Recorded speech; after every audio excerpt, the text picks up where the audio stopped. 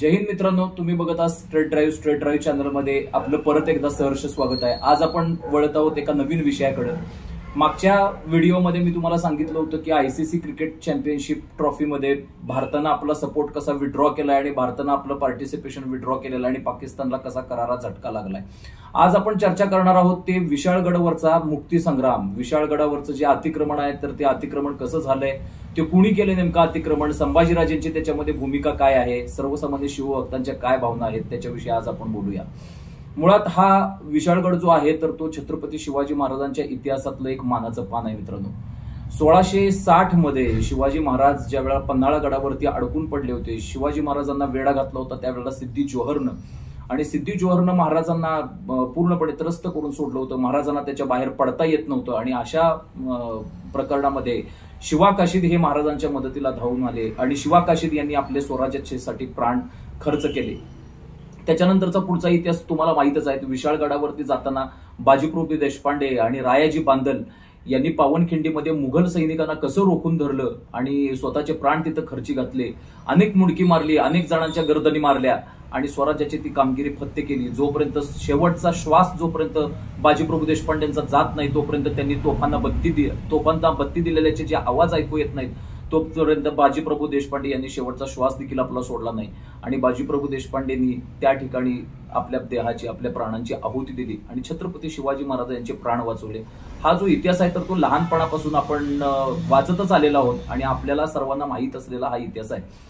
विशाळगडाचा जो उल्लेख येतो आपल्या मराठ्यांच्या इतिहासामध्ये तर तो बाजीप्रभू देशपांडे आणि शिवा काशीद, रायाजी बांदल यांच्या पराक्रमाने विशाळगडाचं जे नाव आहे तर ते फार मोठ्या अभिमानानं मराठेशाहीमध्ये घेतलं जातं आणि स्वतःला मर्द मराठा जो समजतो तर त्याच्या दृष्टिकोनातून पन्हाळगड आणि विशाळगड जे आहेत ही अगदी अयोध्या आणि काशी वाराणसी सारखे तीर्थक्षेत्र आहेत असं म्हटलं तरी पण काय वावगं ठरणार नाही मित्रांनो। परंतु या विशाळगडावरती 1980 पासून काय झालं, विशाळगडावरती जो मल्लिक रेहान बाबाचा जो दर्गा होता तर त्याच्या शेजारी जी आहेत तर ती अत्यंत अनधिकृतपणे बांधकामं झालीत आणि मला विशेष वाटतंय की अनधिकृत बांधकाम होत असताना हा पुरातत्व विभाग काय करत होता, कारण आतापर्यंत पुरातत्व विभागाच्या बद्दल आम्ही भरपूर ऐकून आहोत। पुरातत्व विभागाचे जे नियम आहेत आणि जे कायदे आहेत तर ते एवढे स्ट्रिक्ट आहेत की कुठंही कुणी साधं खडून जरी काहीतरी त्याच्यावरती लिहिलं, तिथल्या गडकोट किल्ल्याच्या दगडावरती काही खडून खुणा केल्या तर त्याच्यावरती कारवाई होते। कोणी तिथं जाऊन थुंकलं किंवा कोणी तिथं जाऊन बिअरची एखादी बाटली जरी फोडली तर त्याच्यावरती कारवाई होते आणि अशा पद्धतीनं एवढ्या मोठ्या प्रमाणात अतिक्रमण कुठल्याही समाजाचं असू दे, ते अतिक्रमण हे अतिक्रमण असतं, हिंदू समाजाचं असू दे किंवा मुसलमान समाजाचं असू दे, याच्यामध्ये धार्मिक भावना जे भडकवतात तर ते आपल्या हिंदुस्थानचे खरे शत्रू आहेत असं मला म्हणता येईल मित्रांनो। तर या एखाद्या विशिष्ट समाजाचं अतिक्रमण होत असताना आतापर्यंतचं काय पुरातत्व खातं झोपा काढत होतं काय, किंवा आतापर्यंतच्या सरकारांनी काय केलं, आतापर्यंतच्या सरकारांनी डोळ्यात तेल घालून छत्रपती शिवाजी महाराजांचे गड किल्ले जे असतील तर त्यांचं संवर्धन करायला पाहिजे होतं आणि त्यांचं मुळात संरक्षण करायला पाहिजे होतं। आज कुठलीही परिस्थिती बघा, जंजिरा किल्ल्याची परिस्थिती बघा, विशाळगडाची परिस्थिती बघा, पन्हाळा गडावरच्या अतिक्रमणाचा प्रश्न मध्ये ऐरणीवरती आला होता। पन्हाळगडावरती मध्ये एक अप्रिय घटना देखील घडली, हिंदू मुसलमान ऐक्याला आणि हिंदू मुसलमान एकोप्याला बाधा ठरला अशी ती घटना ठरली। तर त्यावेळेला मला मुळात जो प्रश्न विचारायचा तर तो पुरातत्व डिपार्टमेंटला विचारायचा आहे की हे डिपार्टमेंट नेमकं काय करत असतं, या डिपार्टमेंटला कुणी वाली आहे की नाही, या डिपार्टमेंटनं अनेक अतिक्रमण होत असताना नेमकं काय केलं। आता संभाजीराजेने हा जो प्रश्न आहे तर तो अत्यंत चपकलपणे उचलून धरला आणि संभाजीराजे यांचं मी सर्वप्रथम सगळ्या शिवभक्तांच्या वतीनं आणि तमाम हिंदुत्ववादी कार्यकर्त्यांच्या वतीनं अभिनंदन करतो। कारण काय आहे, मला संभाजीराजेंच्या बाबतीत मध्ये असं म्हणावं लागेल की देर आहे दुरुस्त आहे। मुळात संभाजी महाराज असतील किंवा शाहू महाराज असतील ही सगळी धर्मनिरपेक्ष मुशीतून घडलेली मंडळी आहेत आणि कोल्हापुरातील पुरोगामी विचारसरणीचा तथाकथित पुरोगामी मी म्हणतोय, कारण पुरोगामित्व म्हणजे हिंदूंना शिव्या आणि मुसलमानांना ओव्या असं यांच्या या पुरोगामित्वाचं स्वरूप आहे। तर त्यामुळे पुरोगामीपणाचा जो चेहरा आहे तर तो त्यांच्याकडे बघितलं जातं। असं असताना देखील पॉलिटिकली करेक्टनेस न दाखवता संभाजी महाराज यांनी तमाम हिंदुत्ववाद्यांच्या बाजूने आणि तमाम शिवभक्तांच्या बाजूने जी भूमिका बजावलेली आहे आणि आतापर्यंत जी भूमिका घेतलेली आहे त्याला तोड नाही मित्रांनो, आणि त्याच्याबद्दल वर्णन करण्यासाठी माझ्याकडे शब्द नाही आहेत। संभाजी महाराज यांनी भूमिका नेमकी काय घेतलेली आहे, संभाजीराजे यांनी भूमिका अशी घेतलेली आहे की एवढे दिवस विशाळगडावरती मी बोलतोय, मी एवढं शिवभक्तांच्या बाजूने बोलतोय, छत्रपती शिवाजी महाराजांच्या इतिहासाच्या बाजूने मी बोलतोय, आणि तरी पण राज्य सरकार काहीच दखल घेत नाही. आणि त्या अतिक्रमणाविषयी सर्वोच्च न्यायालयाचा आणि उच्च न्यायालयाचा क्लिअर कट आदेश असताना राज्य सरकार काही भूमिका घेत नाहीये आणि राज्य सरकार याच संदर्भात बघायची भूमिका घेते.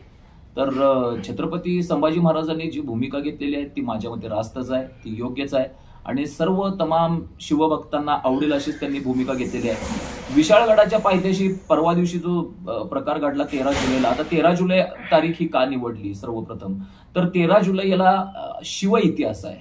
13 जुलैला छत्रपती शिवाजी महाराज आणि हे सगळे पावनखिंड वगैरे हा जो सगळा इतिहास आहे, तर हा स्वराज्याचा इतिहास एक मानाचं पान लिहिलं गेलं स्वराज्याच्या इतिहासामध्ये. त्यामुळे 13 जुलै हा दिवस जो आहे तर तो तमाम हिंदुत्ववाद्यांनी निवडला आणि शिवभक्त फार मोठ्या संख्येने जमा झाले.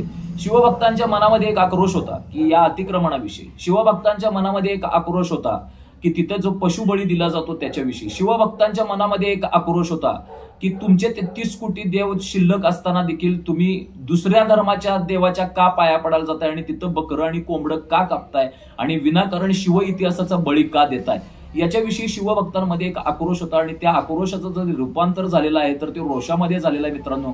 आणि त्याच्यामुळे शिवभक्तांनी तिथं तोडफोड एकच केली आणि जी काय तोडफोड झाली किंवा काय झाली तर त्या खोलामध्ये मला पडायचं नाही, परंतु मुळात ती तोडफोड झाली का याचा विचार करणं सगळ्याच महाराष्ट्रातल्या सुज्ञ जनतेनं विचार करणं गरजेचं आहे. कुणी शिवभक्तांच्या वरती जर टीकेची झोड उठवत असेल आणि कुणी जास्त पुरोगामित्व ज्यांचं उफाळून येत असेल किंवा धर्मनिरपेक्षतेच्या स्वप्नदोषाचे ज्यांना फवारे उडत असतील ज्यांचे, तर त्यांच्या बाबतीत मी काय बोलणार नाहीये, कारण ती मंडळी मुळातच मी नालायक समजतोय. ह्या पुरोगामी आणि धर्मनिरपेक्ष मंडळींच्या मुळे हिंदुत्वाची पूर्णपणे वाट लागलेली आणि हिंदू धर्माचा पूर्णपणे वाट लावण्याचं काम केलेलं आहे. या पुरोगामीपणामुळे मल्टीकल्चरलिझम आणि सेक्युलरिझम या शब्दांमुळे पूर्णपणे युरोपाची वाट लागलेली आहे. युरोपमध्ये पूर्णपणे अतिक्रमण व्हायला लागलेत. युरोपमध्ये जे अझायलम सीकर्स आहेत आणि इंट्रुडर्सचा प्रश्न आहे तर तो ऐरणीवरती आलेला आहे. युरोपमध्ये पूर्णपणे युरोबिया होतंय की काय अशी लक्षणं आता सध्या युरोपमध्ये लक्षणं दिसून येत आहेत. आणि अशा परिस्थितीत हेच पुरोगामित्व, हाच मल्टीकल्चरलिझम, हाच तुमचा सेक्युलरिझम कोल्हापूर सारख्या ठिकाणी यायचा आणि कोल्हापूर सारख्या ठिकाणची डेमोग्राफी पूर्णपणे बदलून टाकायची, विशाळगडाची डेमोग्राफी पूर्णपणे बदलून टाकायची आणि विशाळगडावरची वाट लावायची, विशाळगडावरचा जो महाराजांचा इतिहास आहे तर तो पुसून काढायचा. असं षडयंत्र जर काही मंडळी करत असतील आणि त्यांना छत्रपती संभाजी महाराजांचा जर विरोध असेल तर हा विरोध कुठल्याही परिस्थितीमध्ये आपण ऐरणीवरती आणला पाहिजे आणि संभाजीराजांना पाठिंबा कोणत्याही परिस्थितीमध्ये आपण दिला पाहिजे, असं माझं वैयक्तिक मत आहे मित्रांनो. संभाजीराजे यांनी जी भूमिका घेतलेली आहे तर ती अत्यंत रास्त आहे. राजे संभाजी जे आहेत तर ते छत्रपतींच्या परिवारातले आहेत आणि ते भगवं जे रक्त आहे तर ते त्यांच्यातलं कुठेतरी बाहेर पडलं. भगवे आमचे रक्त तळपते तत्त हिंदवी बाणाजी आपण नेहमी म्हणत आलेलो आहे, तर तो राजे संभाजी यांच्या मनातला जागृत झाला आणि त्याच्यामुळं काँग्रेसी विचारसरणीच्या घरातले असून देखील राजेंनी जी हिंदुत्वाच्या बाजूने भूमिका घेतलेली आहे, माझी अपेक्षा एवढीच आहे की त्यांनी तिथं ठाम राहावं. आता उरलेल्या पुरोगाम्यांचा जो समाचार आहे तर तो मी घेणार आहे. ते लोक म्हणतात आणि काही पुरोगामी शंड लोक म्हणतात की राजे संभाजी यांच्या विरोधात आपण केस करावी. संभाजी महाराजांच्या केसाला जरी धक्का लागला किंवा त्यांच्यावरती पोलीस जरी केस झाली तरी पूर्णपणे कोल्हापूर जिल्हा नाही मित्रांनो, पूर्णपणे महाराष्ट्र पेटून उठल्याशिवाय राहणार नाही. आणि हे शिंदे सरकारला चांगल्या रीतीने माहिती आहे आणि हे पोलीस प्रशासनाला देखील चांगल्या रीतीने माहिती आहे. परंतु मला कीव करावीशी वाटते की कालपर्यंत संभाजी महाराजांच्या पाठीमागून फिरणारी ही जी पुरोगामी मंडळी आहेत ही आज येतात काय, दसरा चौकामध्ये बसतात काय आणि संभाजी महाराजांच्या विरुद्ध अपशब्द काय काढतात, संभाजी महाराजांना गुन्हेगार काय ठरवतात, संभाजी महाराजांच्या विरुद्ध केस पडावी असं म्हणतात. यांच्या पुरोगामीपणाचा जो बुरखा आहे, काळा बुरखा, तर तो आता गळून पडलेला आहे आणि त्यांचा खरा चेहरा स्पष्ट झाला आहे असं या निमित्तानं म्हणता येईल.